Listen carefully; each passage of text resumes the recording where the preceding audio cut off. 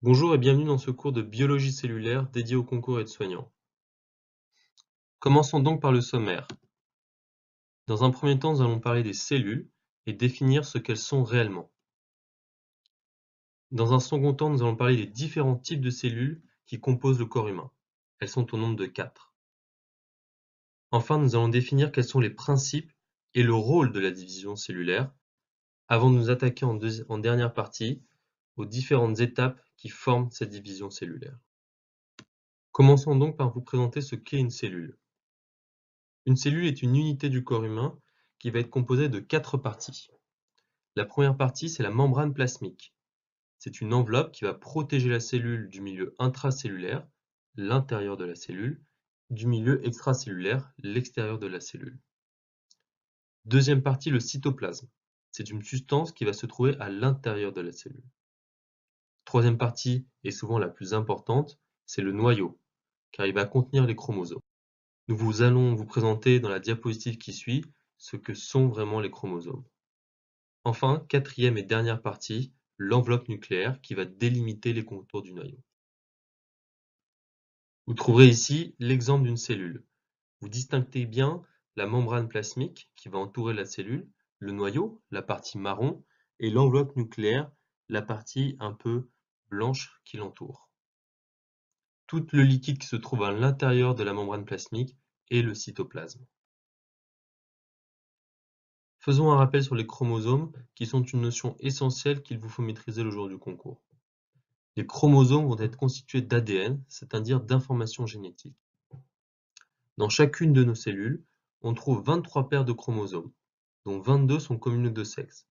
Les 2 chromosomes qui restent sont les chromosomes dits sexuels. Chez la femme, ces chromosomes sexuels forment une paire. On les appelle les chromosomes X. Chez l'homme, ils sont différents. L'un est un chromosome X et l'autre, chromosome beaucoup plus court, est appelé le chromosome Y. Les chromosomes sont particulièrement visibles au moment de la division cellulaire, comme nous allons vous montrer par la suite. Enfin, le nombre de chromosomes va varier dans certains types de cellules malades, notamment lorsque les cellules sont cancéreuses. En général, le nombre de chromosomes va augmenter. Puisque nous avons présenté la notion de chromosome, nous allons désormais définir ce qu'est le karyotype. Le karyotype, c'est l'analyse morphologique des chromosomes, c'est-à-dire qu'on va étudier leur nombre et aussi leur structure. L'intérêt d'analyser le karyotype est de dépister dans un second temps des anomalies chromosomiques qui peuvent être présentes dans le corps humain. Attardons-nous désormais sur les types de cellules qui vont composer notre organisme. Premier type de cellules, les cellules sexuelles, qu'on appelle aussi les gamètes. Chez l'homme, les gamètes mâles sont appelés les spermatozoïdes. Chez la femme, ce sont les ovules. Remarquons que les gamètes n'ont que 23 chromosomes dans leur noyau, contrairement à une cellule classique qui est composée de 46 chromosomes. Deuxième type de cellules, les cellules dites musculaires, qui, comme leur nom l'indique, vont composer les muscles. Troisième type de cellules, les cellules dites sécrétrices. Enfin, quatrième type de cellules, les cellules somatiques. Ce sont en réalité toutes les cellules restantes dans le corps humain. Celui-ci en dénombre environ 200 types, et chaque type de cellule va accomplir une fonction spéciale dans l'organisme. Citons par exemple les cellules nerveuses qui permettent d'acheminer les informations du cerveau vers tout le corps humain.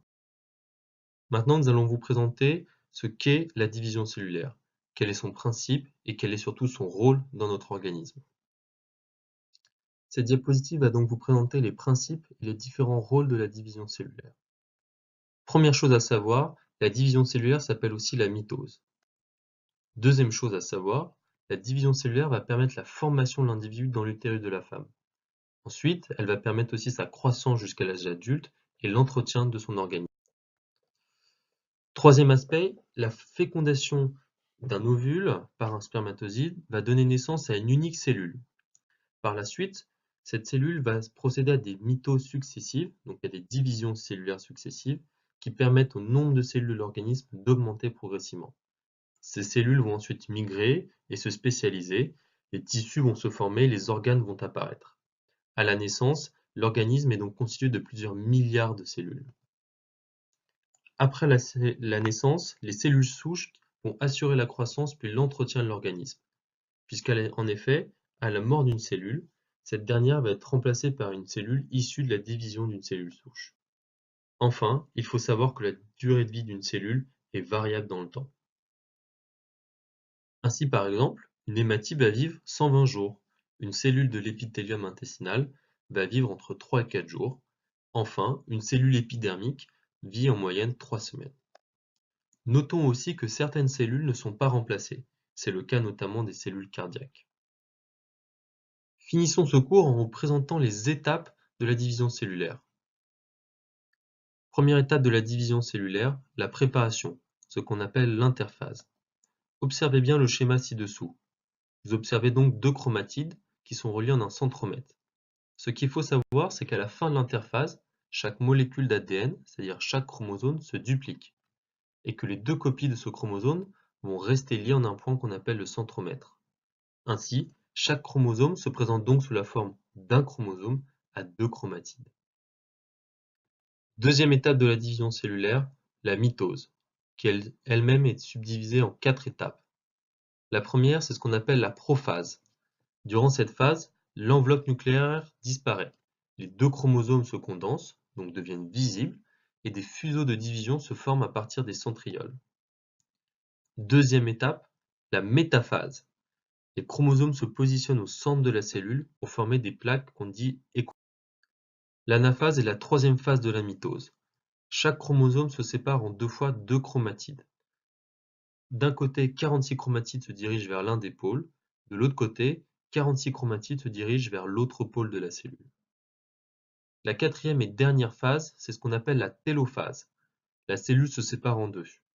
Deux cellules filles sont ainsi formées, chacune composée de 46 chromatides. Une nouvelle enveloppe nucléaire se forme autour des chromosomes qui se décondensent.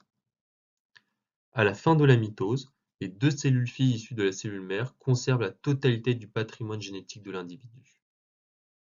Nous vous conseillons de mettre en pause la vidéo afin de pouvoir pleinement profiter du schéma suivant vous présentant les 4 phases de la mitose. Merci d'avoir regardé cette vidéo. Si vous avez des questions ou des remarques, vous pouvez nous envoyer un mail ou nous contacter directement sur la plateforme via notre chat. N'hésitez pas non plus à liker notre page Facebook et à nous suivre sur Twitter. Nous mettons souvent en disposition des nouvelles vidéos gratuites et des promotions. À bientôt sur Prep Academy.